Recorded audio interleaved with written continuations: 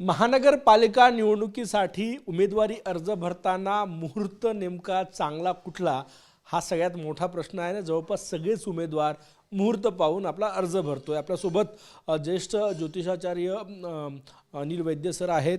Sir, तुम्हाला phone येत आहेत अशी माहिती आहे उमेदवारांचे, काय सांगणार? नाही, आता इथे काय होतं, जेव्हा जेव्हा असे निवडणुका येतात तेव्हा जे उमेदवार असतात त्यांना खूप उत्सुकता असते की आपण निवडून येऊ शकू का, आपण एवढा खर्च करतो आहे, आपली इमेज बेकार होईल का। तर त्या दृष्टीने ते एन्क्वायरी करत असतात। प्रत्येकजण जन्मतारीख माझ्याजवळ पाठवतो, जन्मदिवस काय आहे आणि वेळ आणि स्थळ, त्याप्रमाणे ते रिक्वेस्ट करतात तुम्ही पत्रिका पहा, आमचे इलेक्शनच्या वेळेस ग्रहमान कशी आहे। आणि मुहूर्त सांगायचं तर आता समजा जे महानगरपालिकेचं यांनी आता निवडणूक आयोगाने तारखा डिक्लेअर केल्या आहे, तर 30 डिसेंबर ही शेवटची तारीख आहे। आणि 30 डिसेंबरच्या आधी आता राहिलेच किती दिवस, 3-4 दिवस महत्त्वाचे दिवस आहे। यात 26 तारीख म्हणजे शुक्रवार, आजचा दिवस अतिशय चांगला आहे। सकाळी 11 ते 2 यावेळेस जर कोणी अर्ज दाखल केले तर त्यांना निवडून यायची शक्यता जास्ती राहील। शनिवारी 27 तारीख आहे, तर दुपारी 2 ते 5 हा मुहूर्त अतिशय सुंदर आहे। तर यावेळेस मी तरी सल्ला देईन उमेदवारांना, सांगतो मी की तुम्ही यावेळेस फॉर्म भरायचा प्रयत्न करा। सोमवार 29 तारीख खूप चांगली आहे, त्यावेळेस सकाळी 10 ते 11 आणि दुपारी 12:30 ते 5 यावेळेस भरावं। अर्थात जो राहू काळ वगैरे असतो हा दक्षिण भारतात जास्ती पाळला जातो। मी आपल्या इथल्या लोकांनाही सल्ला देतो की तुम्ही राहू काळ हा जो अवॉइड करण्याचा प्रयत्न करा। राहू काळ म्हणजे आज समजा 10:30 ते 12 या काळात राहू काळ आहे, अर्थात त्याचा इफेक्ट आपल्या साईडला इतका होत नाही, पण माहितीसाठी। आणि शनिवारी 9 ते 10:30 राहू काळ आहे, आणि सोमवारी तर सकाळी 7:30 ते 9 असल्यामुळे फॉर्म भरण्याची वेळ ती नसतेच। तर ह्याचा फायदा त्यांनी घेतला पाहिजे। 28 तारखेला काही लोक म्हणतात आम्ही फॉर्म भरतो कारण आम्हाला AB फॉर्म मिळाला नाही, अजून आम्हाला ॲश्युरन्स मिळालेलं नाही आहे। तर त्यांना 28 तारीख चांगला आहे, पण मध्यम एक दिवस आहे, तर त्यांना थोडं टेन्शन राहणार आहे जे 28 तारखेला फॉर्म भरतील। आणि 30 तारखेला खरं सांगायचं तर म्हणजे सर्वच कार्यास अयोग्य असा दिवस आहे। तर लोकांनी 30 तारखेला फॉर्म भरणं टाळावं हा माझा सल्ला आहे।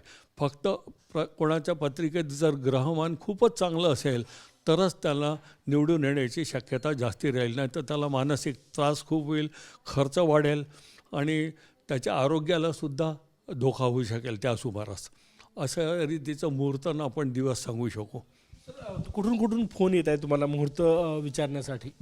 मला कोल्हापूरहून फोन आलेला आहे, त्याचप्रमाणे पुण्याहून मला खूप फोन येतात।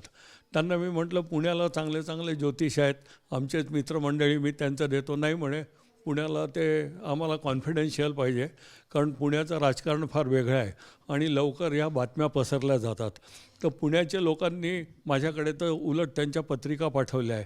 त्याचप्रमाणे माझ्याकडे अमरावतीहून आलेल्या आहे लोकांच्या कुंडल्या, आणि नागपूरच्या तर दरवर्षी येतातच नेहमीप्रमाणे। तर इथून आल्यामुळे मला जरा, आणि ओळखीचे लोक आहे काही राजकारणी लोक, त्यांना मला मदत करावीच लागते, इच्छा असो या नसो। सर, एक प्रश्न, ग्रहमान मुहूर्त सायंटिफिकली किती हे सांगू शकतो आपण? नाही, सायंटिफिकली सांगायचं तर ग्रहमानाचं फार महत्त्व आहे। आपण साधं पहा, तुम्हाला मी सांगतो, चंद्र आपण एक ग्रह मानला आहे, सूर्य मानला आहे। तर जेव्हा समुद्राला भरती ओहोटी येते सर्व चंद्रामुळेच होते, तुम्ही ऐकता। त्याचप्रमाणे हे जे मेंटल हॉस्पिटल्स असतात या ठिकाणी अमावस्या पौर्णिमेला पेशंटला हे होतं। त्याचप्रमाणे तुमचे जे ग्रहमान असतात त्याच्यामुळे तुम्हाला मानसिक जी प्रसन्नता मिळायला पाहिजे ती मिळत नाही। पुष्कळांना शनीची महादशा असते, तर त्यांना एक मानसिक प्रकारे टेन्शन त्यांच्यावर असतं। तर त्याच्यामुळे ग्रहमानाचं फार महत्त्व असतं। अर्थात जरी तुमची राशी चांगली असली, कारण 12च राशी आहे आपण पाहतो, परंतु ग्रहमान जर चांगलं नसलं तर हे होतं। आता उदाहरणार्थ पुष्कळ लोकांच्या राशी एकच असतात, त्यांच्या पत्रिकेत, जसं आता अजित पवार म्हणा किंवा देवेंद्र फडणवीस म्हणा, या दोघांच्याही पत्रिकेमध्ये सध्या 7.5 चालू आहे शनीची। तुम्हाला हा प्रश्न तुम्हाला विचारतो की जे प्रमुख 3 नेते आहे महाराष्ट्रातले आता जे सत्तेत आहेत, त्यांच्या कुंडली, त्यांचं ग्रहमान कसं आहे?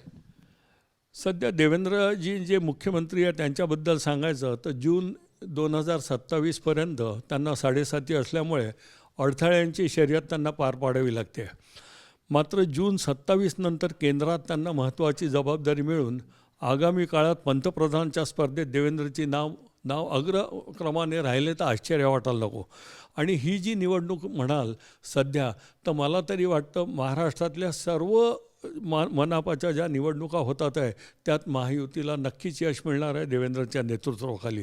सध्याचे त्यांचे ग्रहमान खूपच चांगलेलं आहे.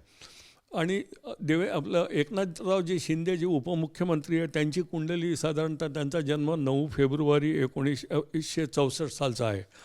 तर त्यांच्या पत्रिकेत रवी मंगळ युती आणि उच्च राशीतली आणि मंगळ शुक्र उच्च राशीत स्वराशीत आहे. आणि गुरु शनी त्यांचे बलवान योगामुळे ते कार्यकर्ते ते मुख्यमंत्री हा जो त्यांचा प्रवास आहे हा अतिशय सुंदर रीतीने झालेला आहे. त्यांच्या धनुराशीत चंद्रकेतू तर मूळ नक्षत्र असल्याने हिंदुत्वाच्या मुद्द्यावर त्यांना बंड करून नेहमीच यश मिळालेलं आहे. पण दशमातील नेपच्यूनमुळे त्यांना अनेक आरोपांना पुष्कळदा तोंड द्यावं लागलेलं आहे, फेस करावं लागलं आहे. त्यांच्या पत्रिकेत शनी मंगळ हे अतिशय बलवान म्हणून पक्षचिन्ह जे आहे ते त्यांना धनुष्यबाणच दिलेलं आहे. आणि 2030पर्यंत राहूची महादशा आहे, त्यामुळे नेतृत्व प्रभाव त्यांचा कायम राहणार आहे. आणि या इलेक्शनमध्ये सुद्धा भाजपानंतर त्यांचाच डंका पेटणार आहे. अजित पवारांच्या बाबतीत म्हणाल तर 7.5 शनीची त्यांना चालू आहे 2027पर्यंत. मूळ पत्रिकेत सिंह राशीतील मंगळामुळे कायम सत्तेत राहण्याची संधी त्यांना मिळाली आहे. रवी हर्षल जे योग आहे त्याच्यामुळे विक्रमी वेळा ते उपमुख्यमंत्रीपद झालेले आहे. मूळ पत्रिकेत धनस्थानी केतू आहे आणि बुध हर्षल युती शुक्रमंगळ युतीमुळे स्पष्ट बोलतात ते, त्यामुळे अधूनमधून त्यांना अडथळ्यांचा सामना करावा लागतो आहे. पण याच्या बाबतीत म्हणाल तर नक्कीच 3रं स्थान त्यांना मतांच्या बाबतीत मिळणार आहे, यात काही शंका नाही. देवेंद्रजींबाबत प्रश्न विचारतो, ते केंद्रात जाईल असं वाटतं तुम्हाला? 100% देवेंद्रजी केंद्रामध्ये 2027 जून 27 नंतर जाणार आहे. जून 27पर्यंत त्यांची 7.5 आहे, ते महाराष्ट्रातच राहतील. आणि नंतर त्यांना अतिशय महत्त्वाची अशी तिथे पदं मिळणार आहे. आणि उद्या जर नरेंद्र मोदीजी नंतर पंतप्रधानपदी जे नावं घेतल्या जातील त्यात त्यांचं नाव अग्रक्रमाने राहणार आहे, यात शंकाच नाही. इतकी त्यांची पत्रिका पॉवरफुल आहे. कॅमेरामॅन साईसह गजानन उमाटे, TV9 मराठी, नागपूर.